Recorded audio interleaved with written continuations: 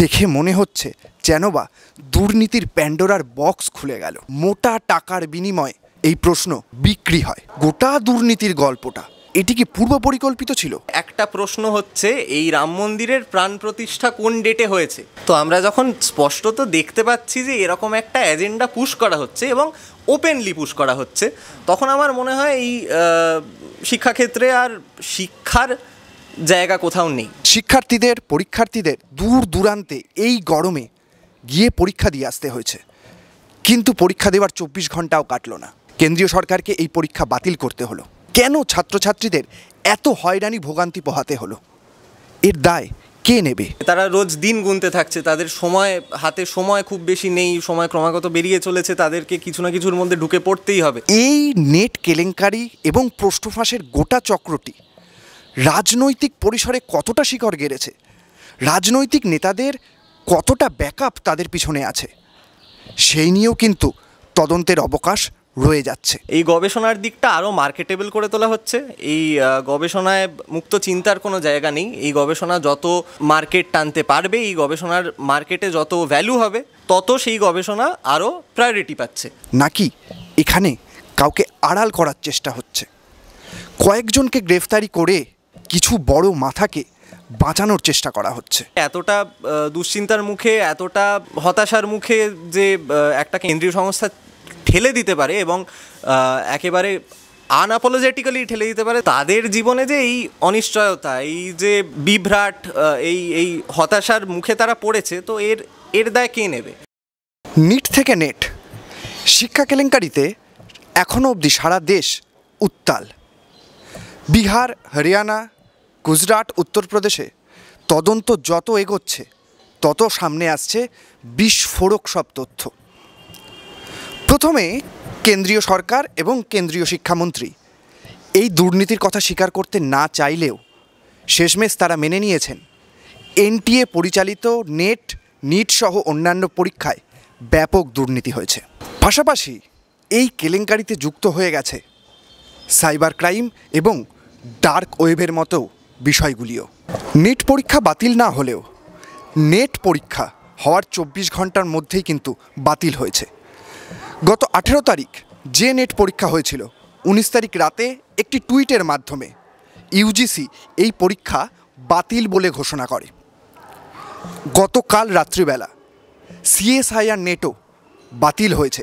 দেশের যে লাখো লাখো কোটি কোটি ছাত্রছাত্রী রয়েছে, তাদেরকে এই একটা সিঙ্গেল পরীক্ষার ছাতার তলায় এনে সেই পরীক্ষার মিসম্যানেজমেন্ট, সেই পরীক্ষা বাতিল চলে যাওয়া, সেই জায়গায় যে ওপেন দুর্নীতি হচ্ছে এইভাবে, সেই জায়গায় প্রশ্ন তুললে মানে এনটিএ বা এরকম কোনো সংস্থানের বলার মতো কিছু থাকে না। আর আমরা পরিষ্কার দেখতে পাচ্ছি যে একটা এত বড় পরীক্ষা, নেশন ওয়াইড পরীক্ষা, সেই পরীক্ষা রাত 10টার সময় একটা টুইট করে বাতিল দিয়ে দেওয়া হচ্ছে স্রেফ।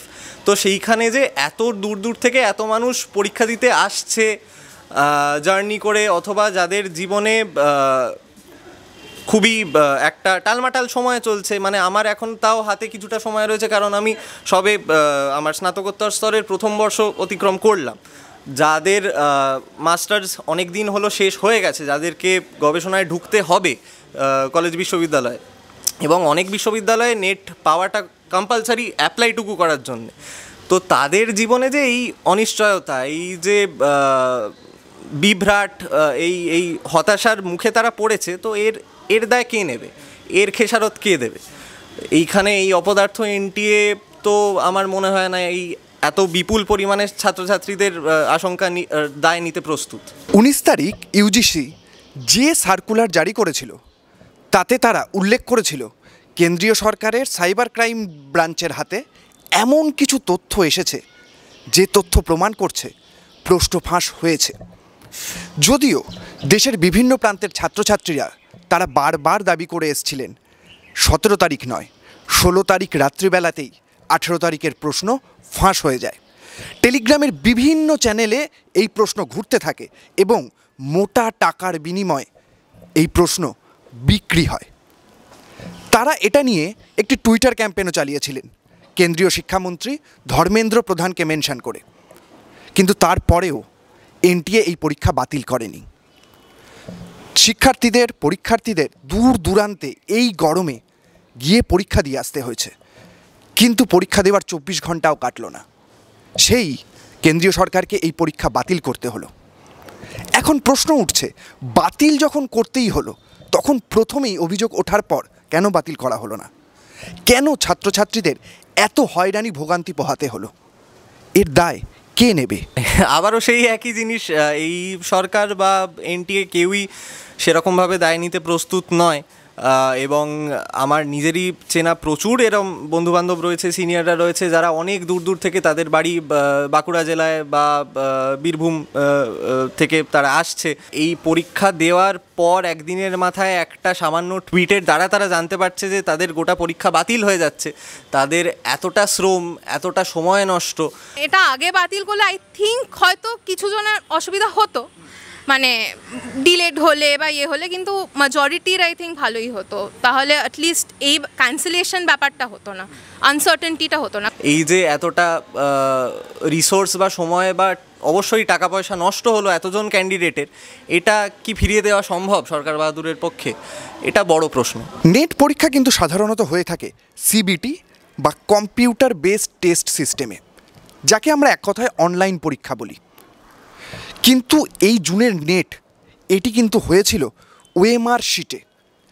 স্বাভাবিকভাবেই শঙ্কিত ছাত্রছাত্রীরা তারা দাবি জানিয়েছিল ওএমআর শিটের সাথে যেন সেই ওএমআর শিটের কার্বন কপি তাদের দেওয়া হয়, কারণ এই কার্বন কপিই একমাত্র এই পরীক্ষার স্বচ্ছতা বা ট্রান্সপারেন্সি বজায় রাখতে পারে। এনটিএ সেই দাবি শোনেনি। এইখান থেকে প্রশ্ন উঠছে, তাহলে এই গোটা দুর্নীতির গল্পটা, এটি কি পূর্ব পরিকল্পিত ছিল? আমরা কীরকম অ্যান্সার দিচ্ছি, আমাদের একটা ইভলিউশন থাকে অ্যান্সার কি পাওয়ার পরে, তো সেইটার ক্ষেত্রে অনেকটা আমরা মানে গ্যাপ চলে আসছে, যে আদৌ মানে অনেকে ইভ্যালুয়েট করে নিত যে অ্যান্সার কি বেরোনোর পরেও, কিন্তু তারপরে তো যখন এই কার্বন কপি কার কাছে থাকছে না, তো এইখানে আমার মতে এইটা রাখা উচিত ছিল, যাতে ইভ্যালুয়েশনটা ছাত্ররা আগে থেকে করে নিতে পারতো। আমরা যখন WB সেট দেই তো ওর পেছনে একটা কার্বন কপি দিয়ে দেয় যে আমরা কোন অ্যান্সারটায় গোল করলাম, তো এরা নেটের মধ্যে তা দিল না। এনটিএ কি স্বচ্ছতা বা ট্রান্সপারেন্সি বজায় রাখার ন্যূনতম কর্তব্যটিও পালন করেনি?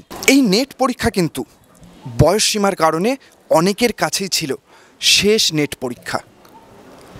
এই পরীক্ষা বাতিল হয়েছে, রি এক্সামিনেশনের কথা বলা হয়েছে, কিন্তু এই ছাত্রছাত্রীরা বুঝতে পারছেন না এই রি এক্সামিনেশানে তাদের বয়সসীমার কারণে তারা আদেও আর বসতে পারবেন কিনা।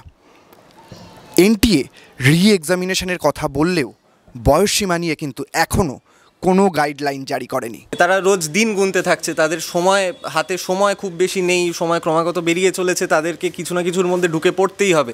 তাদের বাড়ির আর্থিক অবস্থা খুব সচ্ছল নয়, তাদের পরিবার মানে ইকোনমিক্যালি খুব তাদের সাপোর্ট হয়তো দিতে পারছে না, ব্যাক করতে পারছে না। তাদের বাড়িতে কিছুটা টাকা পাঠানো, তাদের বাড়ির লোকজনকে সাপোর্ট করা, এই ব্যাপারটা তো প্রচণ্ডভাবে রয়েছে। এবং সেই ক্ষেত্রে যারা এই নেট পরীক্ষা বাতিল হয়ে যাওয়ার জন্যে আবার তাদের আরেক প্রস্থ পড়াশোনা করা, তাদের যারা দূরে দূরে থাকে তাদেরকে আবার আসা, মানে আমার নিজেরও বন্ধুবান্ধব রয়েছে যারা বাইরের রাজ্যে বিশ্ববিদ্যালয়ে পড়ে, তারা এখানে স্রেফ এসেছিল একটা পরীক্ষা দেবে বলে। অনেকেরই 29 বা 29.5 অনেকেই আমার চেনাশোনা আছে যারা পরীক্ষা এবারে দিল।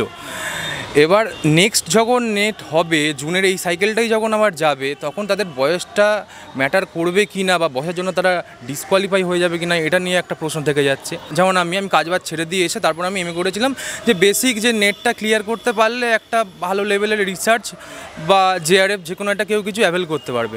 কিন্তু সেই জিনিসটাই আমরা যখন নেট পরীক্ষা দিয়ে আসি, এবং নেটের অনেকেরই ভালো হয়েছিল, সেইখান থেকে অনেকে প্রবলেম হচ্ছে। তো এই যে আনসার্টেনটি, একটা প্রচণ্ড রকম আনসার্টেনটির মুখে ঠেলে দেওয়া তাদেরকে, এবং যাদের সত্যি সেরকম সাপোর্ট নেই যেটার ওপর ভরসা রেখে তারা জীবনে এগোতে পারে, তাদের পক্ষে যে কি ভয়াবহ পরিস্থিতি তৈরি হয়ে উঠেছে, সেটা আমার ধারণা সরকার বাহাদুর নিজেও বুঝতে পারছেন না। নেট পরীক্ষার মাধ্যমে কেউ গবেষণার রাস্তায় যান, কেউ অধ্যাপনার রাস্তায় যান। এখন এই নেট পরীক্ষা নিয়ে এত প্রশ্ন উঠে গেল, তাতে কিন্তু এই ছাত্রছাত্রীদের ভবিষ্যৎ যথেষ্ট অনিশ্চিত।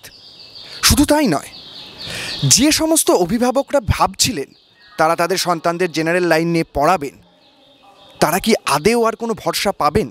যারা অধ্যাপনার কাজে প্রবেশ করবেন, তাদের পড়ানোর কি কোনো যোগ্যতা থাকবে?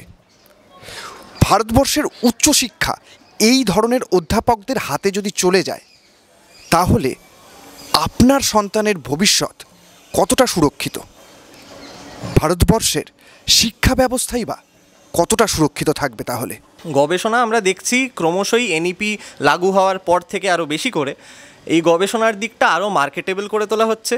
এই গবেষণায় মুক্ত চিন্তার কোনো জায়গা নেই। এই গবেষণা যত মার্কেট টানতে পারবে, এই গবেষণার মার্কেটে যত ভ্যালু হবে, তত সেই গবেষণা আরও প্রায়োরিটি পাচ্ছে।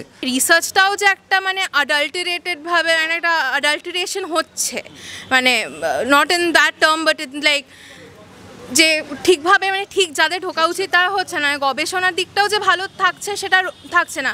অ্যাগেন মানে যেটা বললাম, এটা ডিমোটিভেশন কারণ ছাড়া কিছুই না।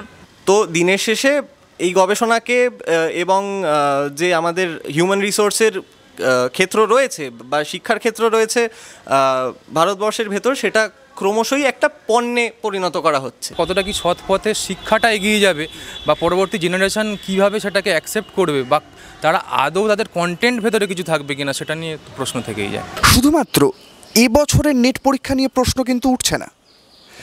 নেট পরীক্ষার প্রশ্ন নিয়ে প্রতি বছর একই রকম প্রশ্ন ওঠে। বিশেষ করে এমসিকিউ প্যাটার্ন নিয়ে শিক্ষানুরাগী মহল বারংবার তাদের আশঙ্কা প্রকাশ করেছেন। কিসের আশঙ্কা?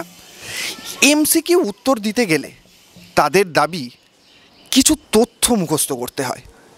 বিষয়ের গভীরতা সম্পর্কে কোনো মূল্যায়নই এমসিকিউ প্যাটার্ন করতে পারে না। বিশেষ করে সাহিত্য এবং সমাজবিজ্ঞানের মতো বিষয়গুলিতে কয়েকটি এমসিকিউ কী করে কিছু ছাত্রের বিষয়ের গভীরতা মূল্যায়ন করতে পারে? যে কোনো কম্পিটিটিভ পরীক্ষা যা এনটিএর আওতার মধ্যে আসে, এই সকল পরীক্ষায় আমরা দেখছি যে এই তুমি যেটা বললে সাবজেক্টিভ প্রশ্ন থেকে সরে গিয়ে অবজেক্টিভ এমসিকিউ প্যাটার্নের প্রশ্ন, ক্রমাগত এমসিকিউ প্রশ্ন দিয়ে ভরিয়ে দেওয়া হচ্ছে। মানে এফেক্টিভলি গোটা কোয়েশ্চেন পেপারই এমসিকিউ টাইপ কোয়েশ্চেনই থাকছে, সেখানে সাবজেক্টিভ প্রশ্নের কোনো জায়গা নেই। কোয়েশ্চেনগুলোকে এভাবে কনসেপচুয়াল বেস থেকে সরিয়ে এনে এখন যেটা করছে একদম পিওরলি ইনফরমেটিভ করে দিচ্ছে, মানে অনেকটা বেশি ক্ষেত্রটাই এই ইনফরমেটিভ সেকশন। তো এ থেকে যেটা হচ্ছে, এদের প্রশ্নপত্রে ক্রিটিক্যাল থিঙ্কিং জাজ করা বা একজন ছাত্র বা ছাত্রী তার সাবজেক্টের সাথে কিভাবে এনগেজ করছে, সে তার সাবজেক্ট কতটা বুঝতে পারছে, কতটা শিখতে পারছে, সেটা কতটা প্রয়োগ করতে পারছে, এই জায়গাটা একেবারে সরিয়ে দেওয়া হচ্ছে। পুরোপুরি নিঃশেষ করে দেওয়া হচ্ছে মানুষের মেধা বা মেরিটের জায়গাটা। এই নেট আর সিইউইটি কেই সেন্ট্রালাইজ করে দেওয়া হচ্ছে, স্ট্যান্ডার্ডাইজ পরীক্ষা করে দেওয়া হচ্ছে। সাহিত্যে অথবা ইতিহাসে অথবা ইকোনমিক্সে, মানে যে কোনো, মানে সে সোশ্যাল সায়েন্স হোক, হিউম্যানিটিস হোক কিংবা সায়েন্সেও কিছুটা তো বটেই, মানে যেখানে একটু সাবজেক্টের গভীরে গিয়ে তার থেকে একটা নির্যাস নেওয়ার ব্যাপার আছে, সেই সাবজেক্টের সাথে এনগেজ করার ব্যাপার আছে, প্রশ্ন করার ব্যাপার আছে, অনেক কিছু শেখার ব্যাপার আছে, সেই জায়গাটাই ক্রমশ সরিয়ে দেওয়া হচ্ছে। একটা এলিমিনেশন প্রসেস, মানে মানে আমরা কাউকে মানে যাতে যতজনকে বাদ দিতে পারি একবারে, মানে ওইটাই দেখে ওরা। এবং সেখানে তুমি কটা বইয়ের সাল মুখস্থ করে রাখতে পারছো, কোন জার্নাল কবে বেরিয়েছে ক্রোনোলজিক্যালি সাজাতে পারছো, সেই জেনারেল নলেজের ওপর মানুষের এক্সিলেন্স ঠিক করা হচ্ছে।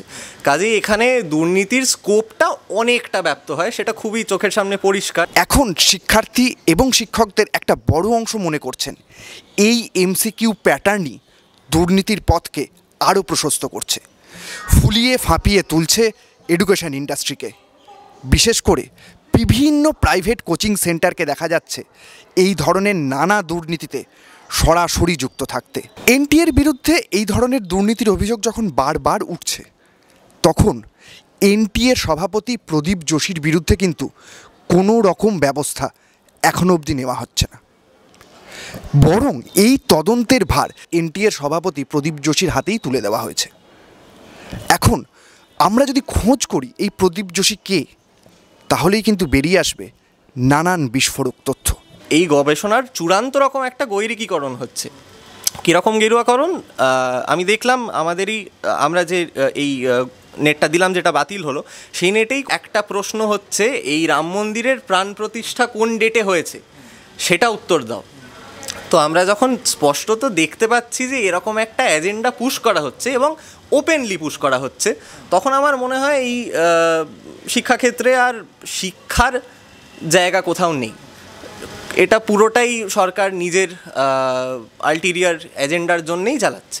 শিক্ষাক্ষেত্রে গেরুয়াকরণ এবং কেন্দ্রীয় সরকারের বিভিন্ন ইনস্টিটিউশনের মাথায় আরএসএসের লোক বসানোর অভিযোগ ছিল কিন্তু মোদী সরকার ক্ষমতায় আসার পর থেকেই। প্রদীপ যোশী, যিনি এই এনটিএর সভাপতি থাকার আগেও আরও 5টি পরীক্ষা নিয়ামক সংস্থার সভাপতি ছিলেন। ছত্তিশগড় পিএসসি, মধ্যপ্রদেশ পিএসসি, ইউপিএসসির মতো পরীক্ষা নিয়ামক সংস্থাতেও তিনি সভাপতিত্বের কাজ করেছেন। বিস্ফোরক তথ্য এই যে তিনি এনটিএর পূর্বে যে পরীক্ষা নিয়ামক সংস্থার সভাপতি ছিলেন তার সভাপতি থাকাকালীন প্রত্যেকটি পরীক্ষা নিয়ামক সংস্থার বিরুদ্ধে কিন্তু প্রশ্ন ফাঁসের অভিযোগ উঠেছিল। তার এই ট্র্যাক রেকর্ড বিচার না করেই কেন তাকে তাহলে এনটিএর সভাপতি পদে বসানো হলো? এখানেই কিন্তু উঠছে তার আরএসএস যোগের কথা। প্রদীপ যোশীর সাথে আরএসএসের যোগাযোগ কিন্তু অনেক পুরনো। কেবলমাত্র এই আরএসএস যোগের জন্যই কি তার ট্র্যাক রেকর্ড বিচার না করেই তাকে এই ধরনের পরীক্ষা নিয়ামক সংস্থার মাথায় বসানো হলো? শুধু তাই নয়, একের পর এক অভিযোগ যখন এনটিএর বিরুদ্ধে উঠে আসছে তখন কেন তাকে তদন্তের স্ক্যানারের তলায় আনা হচ্ছে না? সুকান্ত মজুমদার, তিনি আমাদের রাজ্যেরই সাংসদ এবং শিক্ষার প্রতিমন্ত্রী, কেন্দ্রীয় শিক্ষা প্রতিমন্ত্রী। তিনি ক্রমাগত এনটিএর হয়ে ব্যাট ধরছেন এবং তিনি এই ধরনের কোনো দুর্নীতির কথা স্বীকার করছেন না। তো কেন্দ্রীয় সরকার কি দায় ঝেড়ে ফেলতে চাইছে এই দুর্নীতিটা থেকে? মানে খুবই দুর্ভাগ্যজনক তিনি গোটা ব্যাপারটা নিয়েই ওয়াকিবহল যে এমন প্রচুর ক্যান্ডিডেট থাকে যারা দ্বিতীয় বছর, তৃতীয় বছর, চতুর্থ বছর ট্রাই করেও নিট না পেয়ে পরের বছর আবার নিটের জন্য বসে এবং অনেক কটা বছর তাদের গ্যাপও দিতে হয় স্কুলের পড়াশোনা শেষ করার পর ডাক্তারিতে ঢোকার জন্যে। তো সেই ক্ষেত্রে একটা গোটা বছর গোটা ক্যান্ডিডেট বেসের এইভাবে পরীক্ষা বাতিল হয়ে যাওয়া তাদেরকে এতটা দুশ্চিন্তার মুখে, এতটা হতাশার মুখে যে একটা কেন্দ্রীয় সংস্থা ঠেলে দিতে পারে এবং একেবারে আনঅ্যাপোলজেটিক্যালি ঠেলে দিতে পারে, তাদের কোনো দায় নিতে তারা নারাজ। শিক্ষাটা তো অনেক দিন আগেই মানে অর্থ দিয়ে কেনা যায় বা অর্থ না থাকলে শিক্ষা হবে না, এই ব্যাপারটা তো অনেক আগে থেকেই চলে এসেছিলো।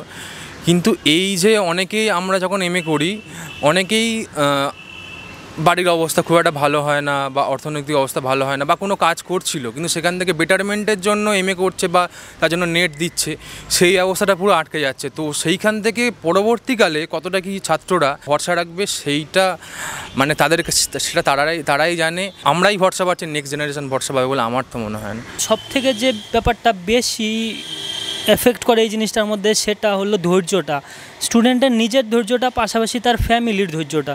সো এতদিন প্রিপারেশান করার পরে একটা এক্সাম নেওয়া হলো, সেটা একদিন পরেই বলে দেওয়া হলো যে এতে ইন্টিগ্রিটি অ্যান্ড এই জিনিসগুলো হ্যাম্পার্ড হচ্ছে। সো এটা ঠিকঠাক মনে হচ্ছে না।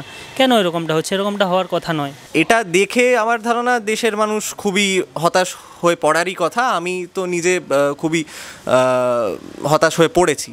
তো এই সামনে যা ভবিষ্যৎ দাঁড়াচ্ছে সেক্ষেত্রে আমার মনে হয় আমাদের দেশে শিক্ষার অবস্থা করুণ থেকে ক্রমশ করুণতর হয়ে উঠতে চলেছে। এবার আসি নিট প্রসঙ্গে। আদালতে এনটিএ তাদের হলফনামায় জানিয়েছিল 1563 জনকে কিছু বিশেষ কারণে গ্রেস মার্কস দেওয়া ছাড়া আর কোনো দুর্নীতি এই পরীক্ষায় হয়নি। কিন্তু আমরা কি দেখতে পাচ্ছি? বিজেপি জেডিইউ শাসিত বিহার, বিজেপি শাসিত গুজরাট থেকেই প্রশ্ন ফাঁসের অভিযোগে একের পর এক গ্রেফতারি হচ্ছে। বিহারে অমিত আনন্দ নামক এক ব্যক্তিকে গ্রেফতার করা হয়েছে, যিনি নিজেকে এক্সাম মাফিয়া বলে ঘোষণা করেছেন। তিনি জানিয়েছেন নিট পরীক্ষার 2 দিন আগে তিনি প্রশ্ন ফাঁস করেছিলেন এবং সেই প্রশ্ন 35 থেকে 40 লাখ টাকায় বিভিন্ন ছাত্রছাত্রীর কাছে বিক্রি করা হয়েছে। কেবলমাত্র অমিত আনন্দ নন, মিডলম্যান হিসেবে গ্রেফতার হওয়া সিকান্দার যাদবেন্দু সহ আরও দুজন, তারাও বিহার পুলিশকে জানিয়েছে তারা এই প্রশ্ন ফাঁসের সাথে সরাসরি যুক্ত। এমন দুজনকে গ্রেফতার করা হয়েছে যারা এই কোয়েশ্চেন পাওয়া ছাত্রছাত্রীদের অভিভাবক। মাঝখানে কিছু মাফিয়া ঢুকছে যারা জিনিসটাকে টাকার বিনিময়ে বেচার চেষ্টা করছে, সেটা শিক্ষা হোক, স্বাস্থ্য হোক, এবং বেসিক জিনিস যদি নেটে আজকে আমরা গন্ডগোল করি তাহলে বোঝাই যাচ্ছে আগামীকালে স্বাস্থ্য কী লেভেলের মানে নিচে চলে যাবে। যতজনকে গ্রেফতার করা হয়েছে বিহারে, প্রত্যেকের কিন্তু শাসক হোক বিরোধী হোক কোনো না কোনো রাজনৈতিক যোগাযোগ রয়েছে। ফলত এই নেট কেলেঙ্কারি এবং প্রশ্ন ফাঁসের গোটা চক্রটি রাজনৈতিক পরিসরে কতটা শিকড় গেড়েছে, রাজনৈতিক নেতাদের কতটা ব্যাকআপ তাদের পিছনে আছে, সেই নিয়েও কিন্তু তদন্তের অবকাশ রয়ে যাচ্ছে। বিহার এবং গুজরাট পুলিশের তথ্য কিন্তু পরিষ্কারভাবে বলে দিচ্ছে নিট পরীক্ষায় দুর্নীতি হয়েছে। কিন্তু এটা জানার পরেও এনটিএ কেন রিনিটের ব্যবস্থা করছে না? 8 তারিখ কোর্ট খোলার আগে 6 জুলাইয়ের মধ্যে এনটিএ কাউন্সিলিং প্রক্রিয়া সারতে এত ব্যতিব্যস্ত হয়ে উঠেছে কেন? কেনই বা প্রশ্ন ফাঁসের সাথে যুক্ত ছাত্রছাত্রীদের কোনো না কোনো মেডিকেল কলেজে ভর্তি করাতে এনটিএ এত তৎপর? নাকি এখানে কাউকে আড়াল করার চেষ্টা হচ্ছে? কিরকম একটা কারাপ্টেড ব্যাপার কতটা লেভেলে যেতে পারে এটা মানে আমাদের ভাবনারও বাইরে, যেটা কারা এক্স্যাক্টলি পুরো ব্যাপারটাকে কন্ট্রোল করছে বা হতেই বা কী করে দিচ্ছে। মানে is it a directive from the institutions, যেটা মনে হয় না হবে, বা না ইনফ্লুয়েন্সিয়াল কয়েকজন লোকেদের? তো অনেক ধন্যবাদ। তোমার নামটা? সুকন্যা। নির্মল দত্ত। অয়ন। অত্রি দেব চৌধুরী। যারা পয়সা দিয়েছিলেন তাদের ভরসাকে অটুট রাখার চেষ্টা হচ্ছে। আমরা চাইছি সুপ্রিম কোর্ট এই ব্যাপারটিতে হস্তক্ষেপ করুক। ডাক্তারি স্নাতকোত্তরের পরীক্ষা নিয়েও উঠে গেল প্রশ্ন। আমাদেরই রাজ্যে লিলুয়ার এক সরকারি হাসপাতালের ডাক্তার সুমন বিশ্বাস, তার কাছে এলো 65 লাখ টাকার বিনিময়ে নিট পিজি পরীক্ষায় পাশ করার অফার। এই ফোন কল সারা দেশ জুড়ে নিটের ক্ষেত্রে যে দুর্নীতির চক্র সক্রিয় সেই চক্র থেকেও আসতে পারে।